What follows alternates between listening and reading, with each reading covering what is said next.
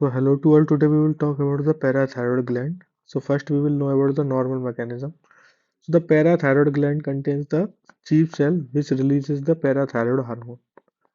PTH meaning is parathyroid hormone. And what is the normal function of this parathyroid hormone? So suppose there is a decreased serum ionized calcium. Basically in the serum there is a fixed level of the calcium. If this level will decrease, and there is also a fixed level of serum phosphate.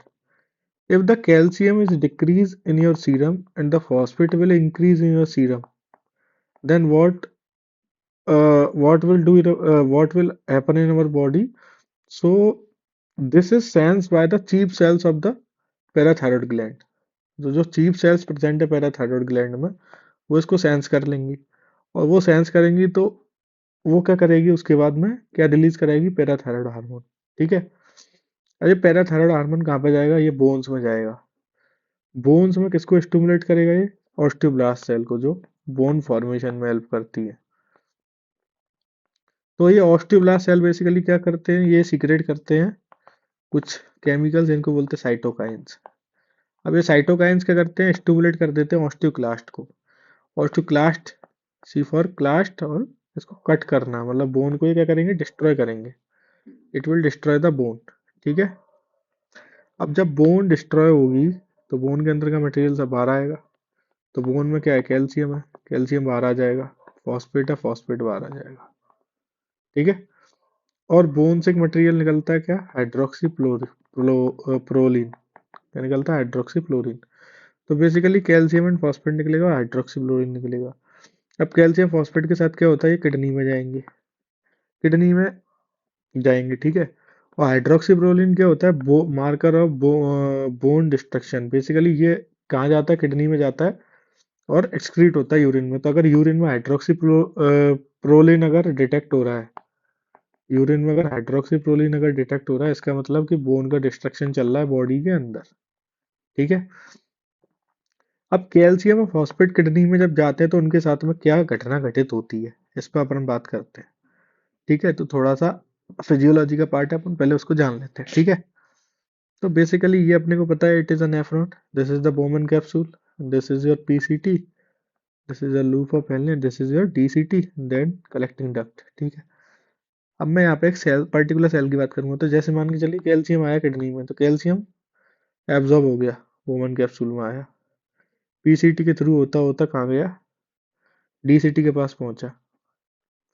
अब चूंकि यहाँ पे क्या हुआ है, parathyroid hormone है ना, PTH काम कर रहा है। तो बेसिकली जो डीसीटी की सेल्स होते हैं वहां पर रिसेप्टर होता है, पीटीएच रिसेप्टर, मतलब पैराथायरॉयड हार्मोन के लिए रिसेप्टर होता है। जैसे ही पैराथायरॉयड यहाँ पे बाइंड करता है, पैराथायरॉयड हार्मोन यहाँ पे बाइंड करता है, तो ये कैल्शियम डीसीटी के द्वारा एब्जॉर्ब होकर कहाँ फेंक दिया जाता है, ब्लड में। मतलब बेसिकली ये क्या कर रहा है, ब्लड कैल्शियम को बढ़ा रहा है। कैसे बढ़ा रहा है, आपको समझ में आ गया। कैल्शियम गया यहाँ से, घूमता घूमता डीसीटी में पहुंचा, वहां पे पैराथायरॉयड के रिसेप्टर हैं, पैराथायरॉयड हार्मोन के वो रिसेप्टर से जैसे पैराथायरॉयड बाइंड हुआ तो उसने डीसीटी की सेल के थ्रू उसको रीअब्जॉर्ब करके और कहाँ फेंक दिया, ब्लड में फेंक दिया। ठीक है। इससे कैल्शियम लेवल ब्लड के अंदर बढ़ गया। अब फॉस्फेट के साथ में क्या होता है, तो फॉस्फेट जब बॉमन कैप्सूल से आया तो यहाँ पे पीसीटी के पास सेल्स है, उस सेल में एक ट्रांसपोर्टर होता है, उस ट्रांसपोर्टर का नाम होता है सोडियम फॉस्फेट आयोडाइड ट्रांसपोर्टर्स। क्या बोलते हैं उसको अपन, सोडियम फॉस्फेट आयोडाइड ट्रांसपोर्टर। ठीक है। तो बेसिकली फॉस्फेट इससे फ्रीली आ जाता है पीसीटी में, और पीसीटी से ये क्या हो जाता है, रीअब्जॉर्ब होकर कहाँ पहुंच जाता है, ब्लड में पहुंच जाता है। ठीक है। कहाँ पहुंच जाता है, ब्लड में पहुंच जाता है। ठीक है। ये तो नॉर्मल ही है, ये क्या हो रहा है, नॉर्मल। लेकिन अपन बात करते हैं कि यहाँ पे पैराथायरॉयड हार्मोन का रिसेप्टर है, उस रिसेप्टर की भी सब यूनिट्स होती हैं, तीन तीन सब यूनिट। उसमें एक सब यूनिट होती है जीएस अल्फा, इसके बारे में अपन बाद में बात करेंगे, जीएस अल्फा सब यूनिट, इसका क्या फंक्शन है। ये बेसिकली अपन एक डिजीज पढ़ेंगे, स्यूडो हाइपोपैराथायरॉयडिज्म, उसमें इसकी बात करेंगे। अभी यहाँ पे जो पीटीएच का रिसेप्टर है, यहाँ पे आगे पीटीएच जुड़ा। अब पीटीएच जैसे ही जुड़ता है तो पीसीटी की सेल के पास एक एंजाइम होता है, उसका नाम है एडिनिल साइक्लेज। कौन सा एंजाइम होता है, एडिनिल साइक्लेज। अभी एडेनिल साइक्लेज का काम क्या होता है, ये एडीपी को कन्वर्ट करता है एएमपी में, साइक्लिक एएमपी में, मतलब साइक्लिक एडिनोसिन मोनोफॉस्फेट में, ठीक है। ये इसमें इसको कन्वर्ट कर देता है, और ये साइक्लिक एएमपी कहाँ पे फेंक दी जाती है, पीसीटी में, और पीसीटी से ये कहाँ फेंक दी जाती है, यूरिन में। बेसिकली यहाँ से साइक्लिक एएमपी यूरिन में बाहर चली जाती है, ठीक है। ये कब होता है कहानी सब, जब पीटीएच यहाँ पे अटैच होगा। तो when PTH attached stimulate enzyme को क्या करती है, स्टिमुलेट करती है कौन से को, एडेनिल साइक्लेज को, जो एडीपी को कन्वर्ट कर देता है साइक्लिक एएमपी में, ठीक है। अब इस प्रोसेस के बाद में बहुत सारी सीरीज ऑफ रिएक्शन चलती हैं। सीरीज ऑफ रिएक्शन के द्वारा क्या होता है, ये चैनल ब्लॉक हो जाता है, और जब ये चैनल ब्लॉक हो जाएगा तो फॉस्फेट यहाँ पे आएगा, आएगा ही नहीं। तो फॉस्फेट यहाँ से बाहर चला जाएगा सीधा, क्योंकि उसको अंदर जाने के लिए रास्ता ही नहीं मिल रहा है, ठीक है। ये काम कब होगा, जब पीटीएच काम करेगा। क्या काम करेगा, पीटीएच काम करेगा, ठीक है।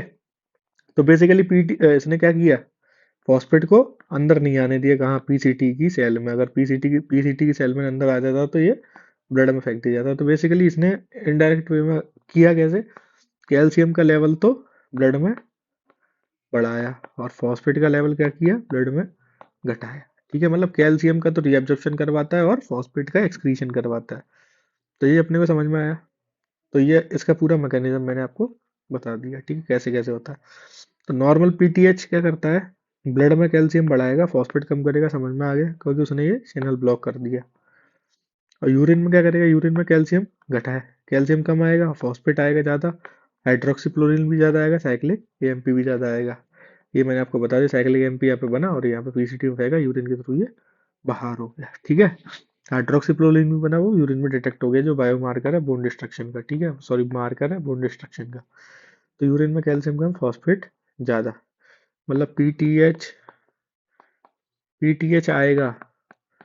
तो पीटीएच की दोस्ती किससे, कैल्शियम से। तो ये खून में कैल्शियम बढ़ाएगा, पीटीएच खून में कैल्शियम बढ़ाएगा, और फॉस्फेट पीटीएच में भी पी आ रहा है, और पी फॉस्फेट इसका ये अपोजिट है, पैराथार्मन फॉस्फेट को घटाएगा ब्लड में, ठीक है।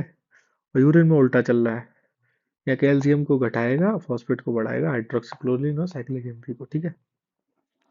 अब बात करते हैं अपन, we will, now we will talk about the primary hyperparathyroidism. So what will happen in the hyperparathyroidism, ठीक है। So basically the hyperparathyroidism primary मतलब there is a defect in the parathyroid gland itself,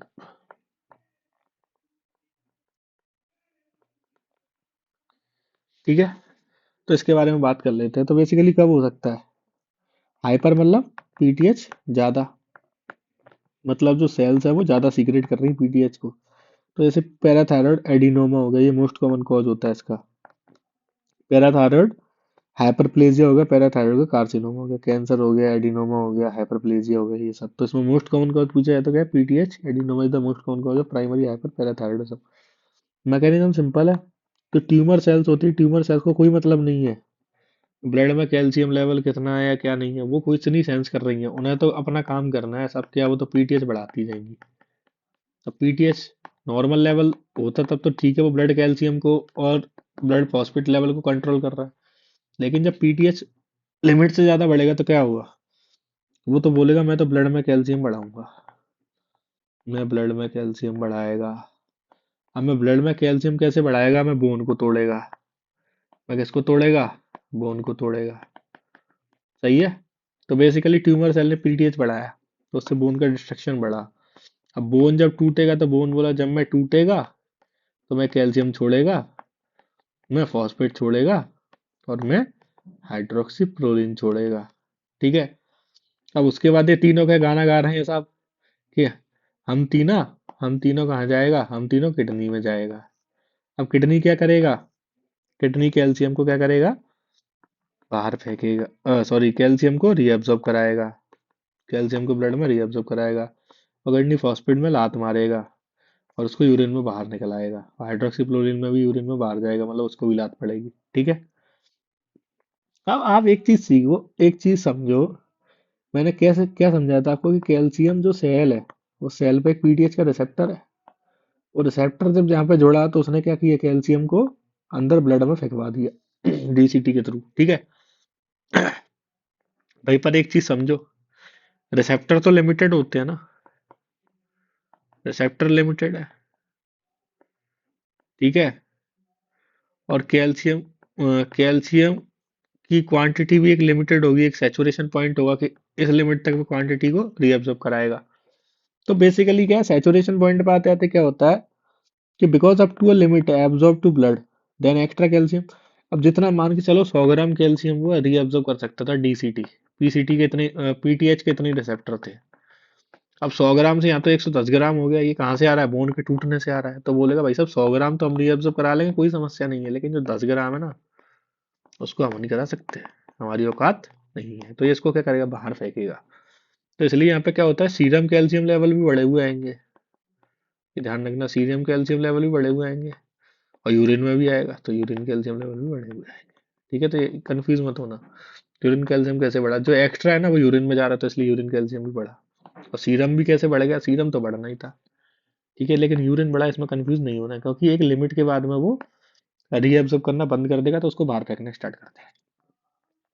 तो basically क्या हुआ, in primary hyper parathyroidism serum calcium बढ़ा, phosphate घटा, क्योंकि उसको तो लात मारी जा रही है। ये ध्यान रखना, प्राइमरी हाइपरथायरॉयडिज्म में यूरिन कैल्शियम भी बढ़ा। क्यों बढ़ा, क्योंकि एक लिमिट तक रीअब्जॉर्ब होगा, उसके बाद में यूरिन में फेंका जाएगा। फॉस्फेट बढ़ा, हाइड्रोक्सीक्लोरीन बढ़ा, साइक्लिक एमपी बढ़ा, सारा नॉर्मल है। अब बेसिकली आप सोचो कि आप किडनी के फीचर क्या आएंगे, भाई हड्डियों हड्डियों से कैल्शियम जा रहा है, तो हड्डियों से कैल्शियम जा रहा है तो हड्डियां कैसी हो रही, कमजोर। तो हड्डियों में क्या होगा, पेन होगा, सीवियर पेन होता है यहाँ पे। कैसा पेन होता है, बहुत सीवियर पेन होता है, due to the loss of the calcium phosphate and other, ठीक है, due to destruction of bone. अब यहाँ पे कंडीशन होती है क्या, ऑस्टिटाइटिस फाइब्रोसा सिस्टिका। ये क्या होता है भाई, ऑस्टिटाइटिस फाइब्रोसा सिस्टिका। अब बेसिकली ऑस्टिटाइटिस का मतलब क्या हो गया, इन्फ्लामेशन ऑफ द बोन। क्या होगा, इन्फ्लामेशन ऑफ बोन। अब यहाँ पे जब इन्फ्लामेशन होगा उसके बाद में क्या होगा, एक हीलिंग प्रोसेस भी स्टार्ट होगा। तो ड्यू टू हीलिंग क्या होता है, फाइब्रोस होता है। अब यहाँ पे क्या हो जाती है, हीलिंग एबनॉर्मल हो जाती है। कैसी हीलिंग हो जाती है, एबनॉर्मल। तो उस वजह से एबनॉर्मल हीलिंग की वजह से क्या होता है, बोन के अंदर सिस्ट बन जाती है। क्या बन जाती है, सिस्ट। तो एक तो इन्फ्लामेशन हुआ, हीलिंग अगर करेगा तो उसके लिए फाइब्रोसिस होगा, तो हीलिंग की वजह से फाइब्रोसिस होगा, ठीक है। अब एबनॉर्मल हीलिंग की वजह से क्या होगा, सिस्ट्स बन जाएंगे। तो इसलिए इस कंडीशन क्या बोला, osteitis fibrosa cystica that is present in the primary hyper parathyroidism. ठीक है, उसके बाद क्या होता है, ब्राउन ट्यूमर्स मिलते हैं। What are the brown tumours. अब बेसिकली हमें पता है कि ऑस्टियोब्लास्ट क्या कर रही हैं, रेस्पॉन्सिबल कौन है बोन को तोड़ने के लिए, ऑस्टियोब्लास्ट ही है भाई साहब। क्योंकि अगर ना ये एक्टिव हो, ना ये साइटोकाइन निकाले, ना ऑस्टियोक्लास्ट को एक्टिव करे, तो ऑस्टियोब्लास्ट ड्यूरिंग बोन डिस्ट्रक्शन क्या करती है, कैपिलरी और बोन भी क्या हो जाती है, डैमेज हो जाती है। बोन के अंदर जो कैपिलरी है ना, डिस्ट्रक्शन चल रहा है, तो वो सब भी डैमेज हो जाती है। उससे क्या होता है, ब्लड एक्यूमुलेट हो जाता है बोन के अंदर। तो इसको बोल सकता हूँ मैं, हेमरेज हो रहा है बोन के अंदर। तो इसलिए उसको क्या बोलते हैं अपन, उन्हीं कलेक्शन ऑफ ब्लड को क्या बोलते हैं, ब्राउन ट्यूमर्स। क्या बोलते हैं, that are called the brown tumour, that are due to the why they are present they are present due to the collection of blood into the bone. And why the collection of blood, due to destruction of the capillary by the osteoblast cell during the bone destruction. Basically यहाँ पे क्या एक और feature मिलता है, रगर Jersey spine मिलता है, वो भी यही डिस्ट्रक्शन, बोन डिस्ट्रक्शन के चक्कर में एबनॉर्मल हीलिंग की वजह से मिल रहा है। देखो यहाँ पे देखो, ये एक डायग्राम दे रखा है जर्सी की तरह। पहले मतलब dark area, light area, dark area, light area, dark area, तो अल्टरनेट, तो वर्टिकल कॉलम में ऐसा दिखता है। देखो, ये एक डार्क एरिया हो गया, ये बोन हो गया, फिर एक ब्लैक एरिया। तो ये डिस्ट्रक्शन हो रहा है ना, देखो तो कितना ये इंटरवर्टिबल गैप है ना, दैट विल इंक्रीज। तो रगर जर्सी स्पाइन मिलता है प्राइमरी हाइपर पैराथायरॉयडिज्म में। फ्रैक्चर्स मिलेंगे भाई, बोन कमजोर है, तो बोन कमजोर है तो फ्रैक्चर मिलेंगे। उसके अलावा सॉल्ट पीपर अपीयरेंस मिलता है स्कल का। कैसा अपीयरेंस मिलता है, सॉल्ट पीपर अपीयरेंस मिलता है due to destruction of bone. ठीक है, तो इंपॉर्टेंट है, याद रखें। उसके बाद क्या होता है, डीमिनरलाइजेशन ऑफ मैंडिबल। तो मैंडिबल जो होता है, मैंडिबल बोन का भी डीमिनरलाइजेशन होता है। अब किडनी में क्या होगा भाई, किडनी में क्या हो रहा है, कैल्शियम लोड बढ़ रहा है ना, कैल्शियम लोड बढ़ रहा है, तो इसलिए वहां पे क्या हो जाता है, formation of renal stone, renal stone बनने लग जाते हैं। इसको बोलते हैं नेफ्रोलिथियासिस। क्या बोलते हैं, nephrolithiasis due to increase calcium. उसके अलावा जब कैल्शियम ज्यादा होता है तो वो क्या होता है, इंटरस्टिशियम में डिपॉजिट होने लग जाता है, इसको बोलते हैं nephrocalcinosis. That is called nephrocalcinosis, deposition of calcium in the interstitium of the kidney, ठीक है, that is called nephrocalcinosis due to the increase amount of the calcium, ठीक है, due to the increase amount of the calcium. अब basically peptic ulcer disease भी मिलता है। तो why the peptic ulcer disease is present in the primary hyperparathyroidism, because the calcium जो होता है ना, तो गैस्ट्रिक हमें पता है, गैस्टर में क्या है, गैस्टर मतलब स्टोमक में क्या है, गैस्ट्रिक ग्लैंड है, उसमें एक पेराइटल सेल होती है, पेराइटल सेल का काम होता है एचसीएल। अब एचसीएल नॉर्मल निकलेगा तब तो ठीक है, वो मेंटेन करेगा, मैक्रोस को खाएगा, सब करेगा, मैक्रोस को खाएगा, फूड के डाइजेशन में भी हेल्प करेगा। अब लेकिन अगर इसको, इस पेराइटल सेल को बोला जाए भाई निकाल एचसीएल, निकाल एचसीएल, स्टिमुलस ही स्टिमुलस मिलता जा रहा है, तो ये क्या करेगा, ये नॉर्मल म्यूकस फ्यूकस को सबको उड़ा डालेगा, तो इसकी वजह से अल्सर फॉर्म हो जाएंगे। तो इसलिए अब इसको स्टिमुलेट करने वाला यहाँ पे आ चुका है कैल्शियम, क्योंकि कैल्शियम का अमाउंट ज्यादा होता है, तो कैल्शियम पेराइटल सेल को क्या करता है, स्टिमुलेट करता है, और उस स्टिमुलेशन की वजह से एचसीएल सिगरेट ज्यादा होता है, उसकी वजह से अल्सर फॉर्म हो जाते हैं, ठीक है। इसके अलावा यहाँ पे गॉल ब्लैडर स्टोन्स भी मिलते हैं वही कैल्शियम की वजह से, ठीक है, गॉल ब्लैडर स्टोन, ठीक है, 3 तरीके के होते हैं, मिक्स्ड होते हैं, ठीक है, कैल्शियम की वजह से भी होते हैं और हीमोलिसिस की वजह से भी मिल सकते हैं, ठीक है। अब बात करते हैं नर्वस सिस्टम। अब नर्वस सिस्टम में क्या मिलेगा, फटीग, लेथार्जी, डिप्रेशन, ये सब मिलेगा। वाई दिस प्रेजेंट, मैंने आपको इससे पहले लेक्चर में भी बताया था एडिशनल वाले में, कि नर्व जो होती है, नर्व में सोडियम के चैनल होते हैं। अब ये सोडियम क्या होता है, जब स्टिमुलस मिलता है तो एक लिमिटेड अमाउंट, जब ये सोडियम का एक फिक्स अमाउंट होता है, मतलब एक अच्छी खासी क्वांटिटी होती है, तो सोडियम अंदर जाता है और स्टिमुलस जनरेट होता है और कोई एक्शन होता है। अब इस फिक्स अमाउंट को जाने के लिए यहाँ पे पहरेदार बिठा रखे कैल्शियम है। कैल्शियम बोलेगा भाई साहब कम से कम, अंदर बारात चल रही है, ठीक है, बारात में कम से कम 50 चाहिए बाराती, जब ये अंदर जाने देंगे। 50 से 49 भी होना, तो कैल्शियम क्या कर देगा, ये रोक देगा, ये गार्ड है, इसको रोक देगा। कैल्शियम की गार्डिंग प्रेजेंट होती है, ठीक है, जो अलाउ करते हैं कि specific amount of sodium into nerve. अब यहाँ पे क्या हो रहा है, कैल्शियम बढ़ गया तो गार्डों की संख्या बढ़ गई। अब ये बोलेंगे 50 बाराती नहीं चाहिए, अब 100 चाहिए, सोडियम तो उतना ही है ना, तो सोडियम अंदर कम जा पाता है, ठीक है, वो सोडियम को अंदर ही नहीं जाने देता, क्योंकि सोडियम को रिपेल कर रहा है, वो सेम चार्जेस भी हैं। सो जब नर्व में एंटर नहीं करेगा तो क्या होगा, वही लेथार्जीनेस आएगा, फटीग आएगा, डिप्रेशन आएगा, ये स्टिमुलस ही वो नहीं कर रहा है, सोच ही नहीं पा रहा वो चीज़ है, ठीक है, तो इस वजह से ये सारे फीचर मिलेंगे, समझ गए। इसके अलावा कॉन्स्टिपेशन मिलता है। वाई कॉन्स्टिपेशन इज प्रेजेंट, तो बेसिकली पेरिस्टालसिस में क्या होता है, कॉन्ट्रैक्शन रिलैक्सेशन होता है अल्टरनेटिवली इंटेस्टाइन के अंदर। अब कैल्शियम जब आएगा तो कैल्शियम की वजह से कॉन्ट्रैक्शन हो जाएंगे प्रोलॉन्ग टाइम के लिए इंटेस्टाइन में, कैल्शियम का काम ही कॉन्ट्रैक्शन है। अब मसल कॉन्ट्रैक्शन की मैकेनिज्म में देख लेना एक बार। तो कॉन्ट्रैक्शन जब होगा इंक्रीज, कैल्शियम की वजह से कॉन्ट्रैक्शन होगा प्रोलॉन्ग टाइम के लिए इंटेस्टाइन का, तो इससे क्या होगा, पेरिस्टालसिस होगी नहीं, पेरिस्टालसिस नहीं होगी तो मटेरियल नीचे कैसे सरकेगा, तो बाहर भी कैसे जाएगा, तो इस वजह से due to decrease peristalsis there is a constipation in the primary hyperparathyroidism. अब ट्रीटमेंट क्या करेंगे फॉर हाइपरकैल्सीमिया, सबसे पहले तो हाइड्रेशन देते हैं, हाइड्रेशन में नॉर्मल सलाइन देते हैं। उसके अलावा इसमें फोर्स डायूरेसिस कराते हैं, हाइड्रेशन के बाद में फोर्स डायूरेसिस, इसमें कुछ नहीं करते, सलाइन के साथ में लूप डायूरेटिक मेडिसिन ऐड कर देते हैं, उसको ऐड करने के बाद में जो प्रोसेस होता है उसको फोर्स डायूरेसिस कहते हैं, मतलब निकालना, यूरिन को निकालना, ताकि कैल्शियम भी जाए बाहर, ठीक है। अब एक पेमिड्रोनेट और जोलिड्रोनेट मेडिसिन है, ये क्या करती है, ये इनिबिट करती है ऑस्टियोब्लास्ट सेल को। जब इनिबिट ऑस्टियोब्लास्ट सेल होंगी तो मैंने आपको मैंने बताया साइटोकाइन नहीं निकालेगा, तो ऑस्टियोक्लास्ट पे काम नहीं होगा, तो बोन डिस्ट्रक्शन नहीं होगा। इसके अलावा कैल्सोट्रेन, कैल्सोट्रेन भी यूज कर सकते हैं, और फाइनली डायलिसिस करना पड़ेगा अगर ज्यादा ओवरलोड हो गया तो, ठीक है। अब बात करते हैं सेकेंडरी हाइपरपैराथायरॉयडिज्म की। सो व्हाट इज सेकेंडरी हाइपरपैराथायरॉयडिज्म, इसमें क्या होगा, कॉज पैराथायरॉयड में नहीं होगा, दूसरी जगह पे होगा। तो कॉजेस क्या हो सकते हैं, क्रॉनिक रेनियल फेलियर इसका जनरली मिलता है, और डाइटरी डेफिशिएंसी, मतलब तुम्हारी डाइट में कैल्शियम कम है, तो कम कम है तो कम जाएगा ब्लड में, ब्लड में कम जाएगा तो सेंस हो जाएगी चीफ सेल को, चीफ सेल पैराथार्मोन निकालेगी, निकालती रहेगी पीटीएच बढ़ता रहेगा, तो हाइपर पैराथायरॉयडिज्म हो गया, क्रोनिक रीनियल फेलियर के केस में हो गया। अब रीनियल फेलियर हो गया तो बताओ कैल्शियम का एब्जॉर्प्शन जो हो रहा था वो होगा क्या, नहीं होगा, तो ब्लड में कैल्शियम लेवल भी कम रहेगा, तो फिर वो पैराथायरॉयड, हाँ पैराथार्मोन निकालेगा। सब अपने को नॉर्मल मैकेनिज्म से समझना है। तो basically CRF, chronic kidney disease या फिर क्रॉनिक रीनियल फेलियर, ठीक है। इसमें क्या होगा, पैराथायरॉयड नॉर्मली क्या करता है, नॉर्मली जाएगा, किडनी पे काम करेगा, एब्जॉर्प्शन कराता है कैल्शियम का और फॉस्फेट का एक्सक्रीशन कराता है।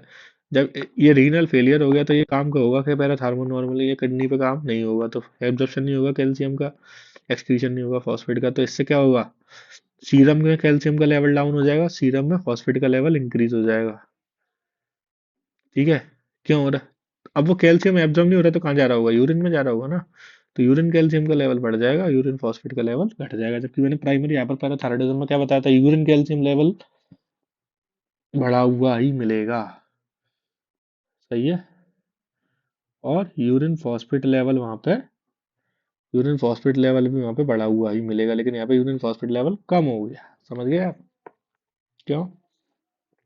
क्योंकि पैराथार्मोन काम ही नहीं कर पा रहा भाई, सब किडनी पे तो एक्सक्रीशन ही नहीं हो पा रहा इस वजह से। तो जब कैल्शियम डिक्रीज हो जाएगा तो इसको क्या बोलेंगे, हाइपोकैल्सीमिया। Hypo hypocalcaemia. तो हाइपोकैल्सीमिक कंडीशन में पैराथायरॉयड हार्मोन बहुत ज्यादा निकलेगा, तो बोन का डिस्ट्रक्शन बढ़ेगा। ठीक है, कैल्शियम डिस्ट्रक्शन होगा तो कैल्शियम निकलेगा, फॉस्फेट निकलेगा, किडनी में जाएगा। किडनी में जाएगा तो पैराथायरॉयड हार्मोन तो निकलेगा बॉडी के अंदर, लेकिन वो रेस्पॉन्ड नहीं करेगी किडनी उसके अगेंस्ट। ठीक है, क्योंकि वो तो फेलियर में चली गई ना। तो कैल्शियम यूरिन में लॉस होता रहेगा, फॉस्फेट इंक्रीज हो जाएगा सीरम में और डिक्रीज हो जाएगा यूरिन में। सिंपल कहानी है। अगर डाइटरी डेफिशिएंसी कैल्शियम की तो सीरम कैल्शियम कम आएगा, क्योंकि आई कम रहा है बाहर से, तो पैराथायरॉयड बढ़ेगा। तो इसके बाद में क्या होगा, ये बोन बोन में जाएगा, वही बोन में वही तोड़ेगा, कैल्शियम आएगा बाहर, फॉस्फेट बाहर आएगा, किडनी में जाएगा। अब किडनी में दिक्कत नहीं है तो कैल्शियम का एब्जॉर्ब कर लेगा, कैल्शियम को ब्लड में लेवल नॉर्मल हो जाएगा, एक्सक्रीशन कर देगा फॉस्फेट का, यूरिन फॉस्फेट ज्यादा आएगा, कैल्शियम कम आएगा। लेकिन एक ध्यान रखना, कैल्शियम की नॉर्मल रेंज है 9 to 11। ठीक है, तो इसको 5 6 7 8 मतलब यहाँ तक ले जा सकता है, लेकिन नॉर्मल रेंज में पैराथार्मोन उसको नहीं ला पाएगा। तो कंपनसेट कर सकता है कैल्शियम लेवल को, डिक्रीज कैल्शियम लेवल को, लेकिन नॉर्मल वैल्यू तक नहीं लाएगा। ठीक है, so this is all about the hyper parathyroidism, secondary hyper parathyroidism. ठीक है, चलिए बाकी मैं आपको फीचर बता चुका हूँ। चलिए क्लिनिकल फीचर्स के बारे में अपन बात कर चुके हैं। अब बात करते हैं हाइपोपैराथायरॉयडिज्म की। What is hypoparathyroidism? If the level of PTS will be decrease. तो what are the cause of thyroidectomy? जब थायराइड ही निकाल दी तो थायराइड के पीछे ही तो है। थायराइड की डोर्सल सरफेस पे 4 पैराथायरॉयड ग्लैंड है, पता है ना, 4 कोनों में। ये स्थिमस हो गए, लोब्स हो गए उसके, ठीक है, जो भी है। तो थायरॉयडेक्टोमी कर दिया, या फिर रेडिकल सर्जरी हुई नेक की, जिसमें अपने पैराथायरॉयड ग्लैंड को ही निकाल दिया। तो इसकी वजह से पैराथायरॉयड ग्लैंड को निकाल दिया, तो डिक्रीज पीटीएच लेवल होगा, तो ब्लड में कैल्शियम कम हो जाएगा, क्या, क्योंकि एब्जॉर्ब नहीं होगा किडनी से, और फॉस्फेट लेवल बढ़ जाएगा, और यूरिन में कैल्शियम बढ़ जाएगा और फॉस्फेट लेवल घट जाएगा। सिंपल है यार, वही कहानी चल रही है, ले देके। क्लिनिकल फीचर क्या होते हैं हाइपोपैराथायरॉयडिज्म के? Same as hypocalcaemia. हाइपोकैल्सीमिया में जैसे साइन होते हैं। अब आप एक चीज सोचो, मेरे को एक चीज बताओ, जब नर्व के पास में क्या था, सोडियम, जो कैल्शियम ज्यादा था अभी यार हाइपरपैराथायरॉयडिज्म में, तो सोडियम अंदर जा नहीं पा रहा था। अब क्या हुआ भाई, फायदा सब लेते हैं, तो कैल्शियम यहाँ पे कम हो गया, क्योंकि यूरिन में ज्यादा निकल रहा है ना वो, तो कैल्शियम गार्डिंग यहाँ पे लॉस्ट हो गई। तो उसकी वजह से क्या होगा, सोडियम मतलब अंदर जाएगा जल्दी जल्दी, तो स्टिमुलस जनरेट, तो यहाँ पे बेसिकली समझ रहे हो ना आप, कैल्शियम गार्डिंग जब लूज होगी तो सोडियम इजीली अंदर जा पाएगा, उसको एक कम कंसंट्रेशन में भी अंदर चला जाएगा। तो क्या होगा, एक्सेसिव एग्रेगेशन रेस्पॉन्स होगा ना बॉडी का, तो स्मॉल स्टिमुलस की वजह से भी क्या होगा, सोडियम अंदर चला जाएगा, तो कॉन्ट्रेक्शन हो जाएगा मसल का, मतलब जो रेस्पॉन्स होना होगा वो हो जाएगा। तो इसलिए यहाँ पे 2 3 साइन मिलते हैं। एक मिलता है चॉपस्टिक साइन। इसमें बेसिकली क्या होता है चॉपस्टिक साइन में, जैसे मैंने क्या किया, मैंने टच किया, मैंने देखो लिखा है, if stroke on the anterior part of the tragus. Tragus समझते, कान के आगे का जो ट्रायंगुलर पार्ट है, जो दिखता है, आप टच करते हैं tragus, continuous contraction of the facial muscle. देखिए यहाँ पे दिखा रहेगा 24 contraction of the ipsilateral facial muscle elicited by the tapping on the facial nerve just anterior to the ear, twitching of the lip to spasm of all facial muscle. मतलब थोड़े से touching से ही spasm हो गए, देखो आंखें बंद हो गई उसकी, वही सब आंख ऐसी खुली थी एकदम बंद हो गई। ठीक है, इसको बोलते हैं चॉपस्टिक साइन। अब एक मिलता है कार्पोपीडल स्पाज्म, या फिर तो उसको ट्राउजियर साइन, मैंने यहाँ पे थोड़ी स्पेलिंग मिस्टेक है, ट्राउजियर साइन मिलता है। इसमें क्या होता है, जैसे मैंने क्या देखा, जो बीपी का इंस्ट्रूमेंट है स्पेगमोमैनोमीटर, मैंने लगाया उसकी आर्म पे, अब above sphygmometer above SBP for 3 minutes. SBP से मतलब मैंने प्रेशराइज किया इसको। एसबीपी कितना, सिस्टोलिक ब्लड प्रेशर 120 mmHg, उससे थोड़ा ज़्यादा किया 3 मिनट के लिए। रेस्पॉन्स क्या होता है, देखो उसकी उंगलियां ऐसे मुड़ जाती हैं। कार्पोपीडल, ठीक है, spasm characterized by adduction of the thumb. Adduction का मतलब क्या हो गया, थंब पास आएगा उंगलियों के, ठीक है, adduction of the thumb. Flexion of metacarpophalangeal joint, flexion हो जाएगा, देखो ये मेटाकार्पोफैलेंजियल जॉइंट है ना, यहाँ पे मेटाकार्पल्स और कार्पल्स, इनका जो फ्लेक्शन होगा। एक्सटेंशन ऑफ इंटरफैलेंजियल, जो जो डिजिट्स हैं तुम्हारी उंगलियों के, वो उनमें एक्सटेंशन होगा दूर दूर। और flexion of wrist, wrist flex होगी, देखो यहाँ से रिस्ट फ्लेक्स हो गई, ठीक है। तो ये सब मिलेगा कार्पोपिटोस्टा, इसको बोलते हैं ट्राउजोसाइट्स, ठीक है। तो चूंकि यहाँ पे हाइपोकैल्सीमिया हो रहा है, इसलिए यहाँ पे हाइपोपैराथायरॉयडिज्म में मिलेगा ये। कौन कौन से साइन, चोविस्टेक साइन एंड कार्पोपिटल या ट्राउजे साइन, ठीक है। So that is elected in here